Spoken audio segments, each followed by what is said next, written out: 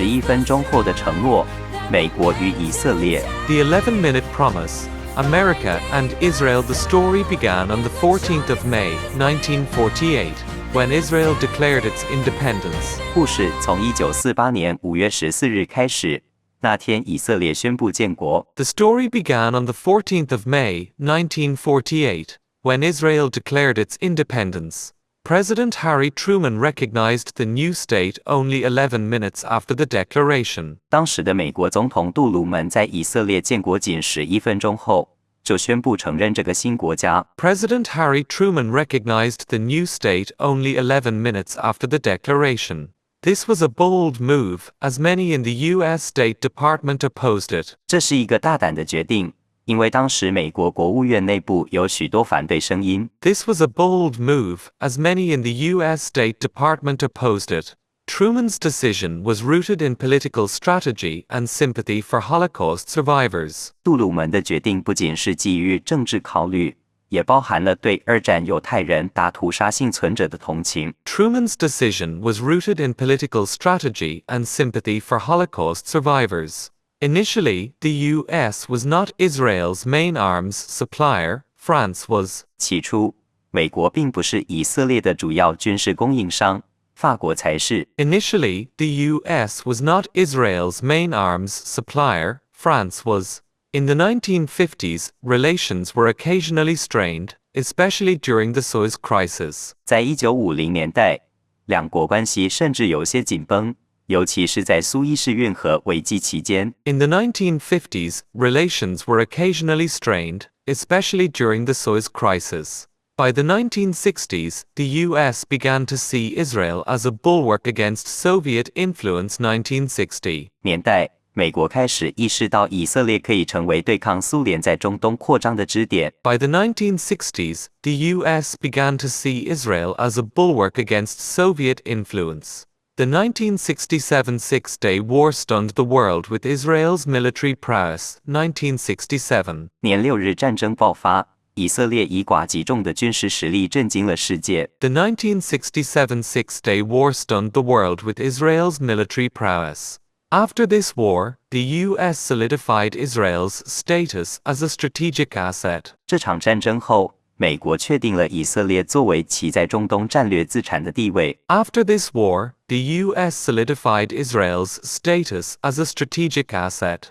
During the 1973 Yom Kippur War, Israel faced an existential crisis. 1973年赎罪日战争期间，以色列一度面临灭国危机。During the 1973 Yom Kippur War, Israel faced an existential crisis.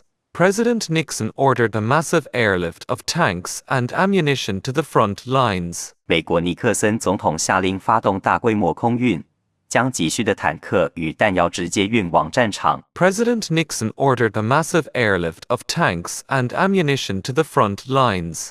Operation Nickel Grass saved Israel and cemented the military bond. 这次5分钱救援行动救了以色列，也彻底巩固了两国的军事联结。Operation Nickel Grass saved Israel and cemented the military bond.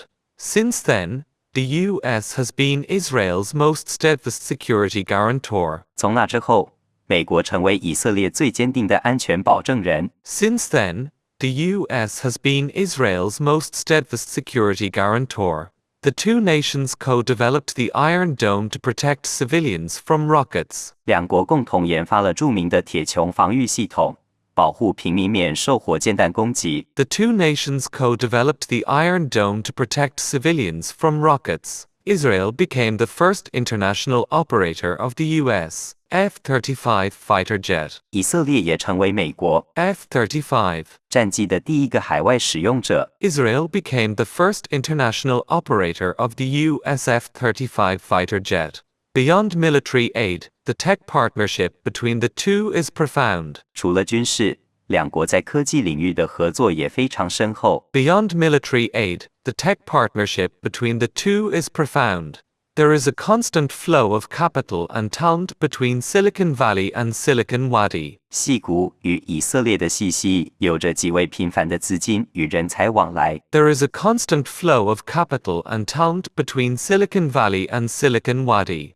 Global chip technologies and AI algorithms are often co-developed by their engineers. 许多影响全球的晶片技术与 I, 演算法都是由美伊两国工程师共同开发的。 Global chip technologies and AI algorithms are often co-developed by their engineers. Intelligence sharing between the two is considered world-class. 在情报方面，两国的合作被认为是世界顶尖，共同监控中东的威胁。 Intelligence sharing between the two is considered world-class. Support for Israel in the U.S. Congress is historically bipartisan. 美国国会内部对以色列的支持通常是跨党派的，这在美国政坛非常罕见。 Support for Israel in the U.S. Congress is historically bipartisan. The U.S. provides approximately $3.80 billion in annual military aid to Israel. 每年，美国都会向以色列提供约38亿美元的军事援助。 The U.S. provides approximately $3.80 billion in annual military aid to Israel. The relationship has friction, particularly regarding the two-state solution. 这种关系并非没有摩擦，尤其是在两国方案与定居点议题上。 The relationship has friction, particularly regarding the two-state solution. Every U.S. president has tried to broker peace with Israel's neighbors. 美国历任总统都曾试图推动以色列与阿拉伯邻国的和谈。 Every U.S. president has tried to broker peace with Israel's neighbors. In 1978, the Camp David Accords brought peace between Israel and Egypt. 1978年，在戴维营协议下，美国促成了以色列与埃及的历史性和平。 In 1978, the Camp David Accords brought peace between Israel and Egypt. The Abraham Accords recently normalized ties with more Arab nations. 近年来，两国又共同推动了亚伯拉罕协议，让以色列与更多阿拉伯国家建交。 The Abraham Accords recently normalized ties with more Arab nations. The Iranian nuclear program remains a core security concern for both. 伊朗问题始终是两国最关注的核心安全议题。 The Iranian nuclear program remains a core security concern for both. Israel sees it as an existential threat, while the U.S. uses sanctions and diplomacy. 以色列认为伊朗的核计划是生存威胁，而美国则尝试透过制裁与外交手段解决。 Israel sees it as an existential threat, while the U.S. uses sanctions and diplomacy. Though leaders may disagree, military and intelligence links remain unbroken. 尽管华盛顿与耶路撒冷的领导人有时意见不合，但军事与情报链接从未中断。 Though leaders may disagree, military and intelligence links remain unbroken.